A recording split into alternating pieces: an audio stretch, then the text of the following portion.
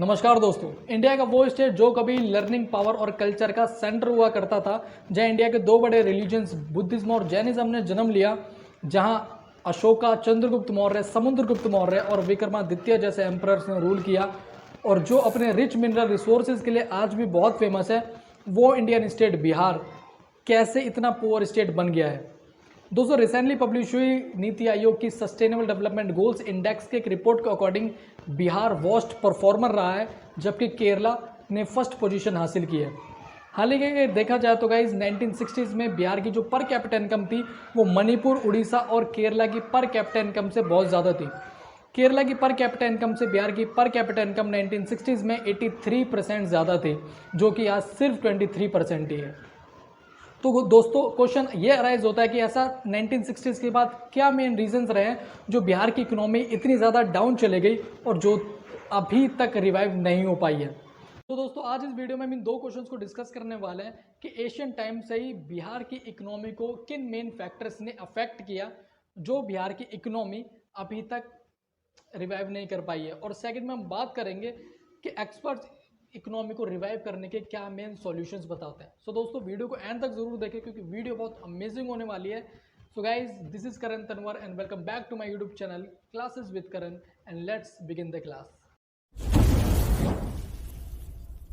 दोस्तों, Bihar Asian time से ही एक एग्रीकल्चर बेस्ड स्टेट रहा है, जहां आज भी अराउंड 70% सिटीजन्स एग्रीकल्चर में इन्वॉल्व हैं। बिहार इंडिया का थर्ड मोस्ट पॉपुलर स्टेट भी है, जहां around 58% citizens below the age of 25 हैं। यहाँ देखने की बात यह है कि गाइज, नीति आयोग की एक रिपोर्ट के अकॉर्डिंग 4 में से 3 सिटीजन्स के पास बिहार में आज कोई एम्प्लॉयमेंट नहीं है। और लिटरेसी रेट में भी बिहार आज केरला और तमिलनाडु और अदर स्टेट से बहुत पीछे है। दोस्तों, अगर हम बात करें एशियन टाइम्स की, तो बिहार में बनी नालंदा यूनिवर्सिटी और Vikramshila university world class universities थी, जहां अदर कंट्रीज से भी स्टूडेंट्स पढ़ने के लिए आते थे, इंक्लूडिंग बुद्धिस्ट मॉन्क्स गाइज, जिसे 1993 में बख्तियार खिलजी ने जला दिया था। वहाँ की जो सारी बुक्स थी, जो सारी आर्कीव्स थी, उन सभी को डिस्ट्रॉय कर दिया था बख्तियार खिलजी ने पाला डायनेस्टी के अंडर। और गाइज, जिसकी वजह से बिहार में बने world class learning institutions Nalanda और विक्रमशिला दोनों ही डिस्ट्रॉय हो गए। दोस्तों, during colonial period Bihar Bengal presidency का एक पार्ट था, जिसे छोटा नागपुर के साथ मर्ज कर दिया गया था। इससे ये हुआ कि छोटा नागपुर में रहने वाले ट्राइब्स अब बिहार में रहने लगे थे। पर 1912 में बिहार को एक सेपरेट प्रोविंस बना दिया गया, जो कि इंडिपेंडेंस तक ऐसा ही रहा। दोस्तों, यहाँ देखने की बात यह है कि ड्यूरिंग कॉलोनियल पीरियड ब्रिटिशर्स का जो मेन सोर्स ऑफ इनकम था वो लैंड रेवेन्यू से आता था। इसलिए ब्रिटिशर्स ने 1793 में लॉर्ड कॉर्नवालिस के अंडर एक परमानेंट सेटलमेंट एक्ट पास किया, जिसमें उन्होंने 3 मेन सिस्टम्स बनाए। पहला ज़मींदारी सिस्टम, दूसरा रोयतवारी सिस्टम और तीसरा महलवाड़ी सिस्टम। ज़मींदारी सिस्टम में ये होता था कि ज़मींदार्स को अब लैंड का परमानेंट ओनर बना दिया गया था, जो कि विलेजर्स और कल्टिवेटर से टैक्स कलेक्ट करके ब्रिटिश ऑफिसर्स को दिया करते थे। इसमें ज़मींदार्स और ब्रिटिशर्स का तो बहुत बेनिफिट हुआ, पर यह सिस्टम विलेजर्स के लिए ऑप्रेसिव और बहुत एक्सप्लॉइटिव था, क्योंकि जो टैक्स था वो बहुत ज़्यादा हाई था। इसलिए बहुत बार विलेजर्स को इसे पे करने के लिए लोन लेना पड़ता था। ऐसा नहीं है कि गाइज ये सिर्फ बिहार में ही था, बल्कि कई और स्टेट्स में भी ये सिस्टम प्रिवेलेंट था, पर इसका जो सबसे ज़्यादा इफेक्ट पड़ा वो बिहार जैसे पुअर स्टेट में ही पड़ा, जिससे बिहार की इकोनॉमी और भी ज़्यादा डाउन हो गई।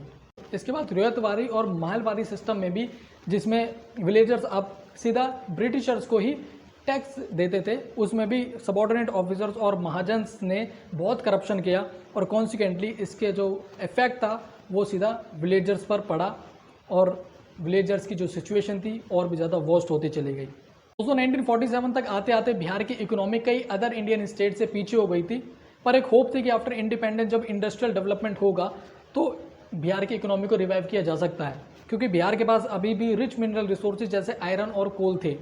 पर 1953 में इंडियन गवर्नमेंट ने फ्रेट इक्वलाइजेशन पॉलिसी अडॉप्ट की, जिसमें इंडियन गवर्नमेंट ने फ्रेट मिनरल जैसे कि आयरन, कोल और सीमेंट के जो रेट थे वो पूरी कंट्री में इक्वल कर दिए। इसका मतलब ये था कि अब इंडस्ट्रीज़ को बिहार में सेटअप करने की कोई ज़रूरत नहीं थी। अब इंडस्ट्रियलिस्ट अपने जो इंडस्ट्रीज़ हैं वो कहीं और भी या किसी और स्टेट्स और पोर्ट सिटीज़ में भी सेटअप कर सकते थे, और वो भी सेम रेट पर। गाइज, इसका जो डायरेक्ट इम्पैक्ट था वो रिच मिनरल रिसोर्सेज स्टेट जैसे कि वेस्ट बंगाल और यूपी और सबसे ज़्यादा बिहार पर पड़ा, क्योंकि बिहार के पास सिर्फ आयरन और कोल ही थे। दोस्तों इसका एग्जांपल हम देख सकते हैं कि टाटा ग्रुप ऑफ इंडस्ट्रीज़ ने बिहार में सेटअप करने के लिए बात कही थी, पर इस पॉलिसी के आने के बाद टाटा ने कोई भी इंडस्ट्री सेटअप करने के लिए बिहार में मना कर दिया। हालांकि गाइज इस पॉलिसी को गवर्नमेंट ने 1993 में हटा दिया गया, क्योंकि इस पॉलिसी से वेस्टर्न, साउथर्न और नॉर्थर्न रीजन्स के तो स्टेट्स को बहुत बेनिफिट हुआ, पर ईस्टर्न स्टेट्स और जो मिनरल रिच रिसोर्स स्टेट्स थे गाइज, जैसे वेस्ट बंगाल, यूपी और बिहार को बहुत नुकसान हुआ था, उनकी इकोनॉमी पूरी डिस्ट्रॉय हो गई थी। दोस्तों कास्ट पॉलिटिक्स हमेशा से ही बिहार का एक पार्ट रहा है। JNU professor and political analyst Sudha Pai के अकॉर्डिंग लेट 1980s में जब मंडल कमीशन की रिपोर्ट के बाद अदर बैकवर्ड क्लासेस बनी, तो सबसे ज़्यादा यूपी और बिहार जैसे स्टेट्स में बैकवर्ड क्लासेस ने अपर कास्ट को पॉलिटिकल पावर में से रिप्लेस कर दिया, और जो कि अभी तक इसी तरह से चलता आ रहा है। और गाइज बिहार में ये सबसे ज़्यादा देखा जाता है। और गाइज अगर हम करप्शन की बात करें और इंक्लूडिंग पॉलिटिक्स में करप्शन की बात करें, तो लालू प्रसाद यादव जो कि बिहार के 2 टाइम सीएम रहे हैं, यानी कि चीफ मिनिस्टर रहे हैं और रेलवे मिनिस्टर रहे हैं, इनके ऊपर कई करप्शन चार्जेस लगे हुए हैं, इंक्लूडिंग वाटर स्कैम। इसमें इन्होंने 4.5 बिलियन रुपीज़ का स्कैम किया था। दोस्तों अगर हम देखें तो बिहार ने 2018 में 2 digit GDP economic growth achieve की थी, जो कि काफ़ी इम्प्रेसिव थी।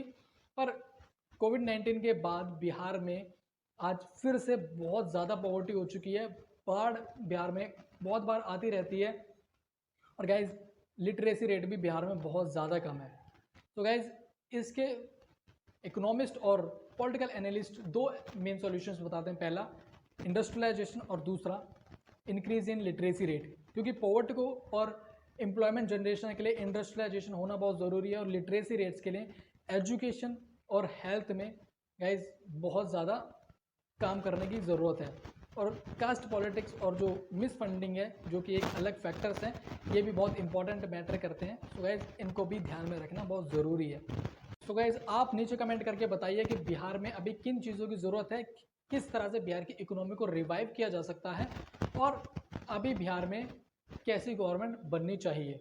सो गाइज ये थी आज की वीडियो पसंद है तो वीडियो को लाइक करें, शेयर करें, मेरे चैनल को ज़रूर सब्सक्राइब करें, ताकि ऐसे नॉलेजेबल वीडियोस आप तक सबसे पहले पहुंचे।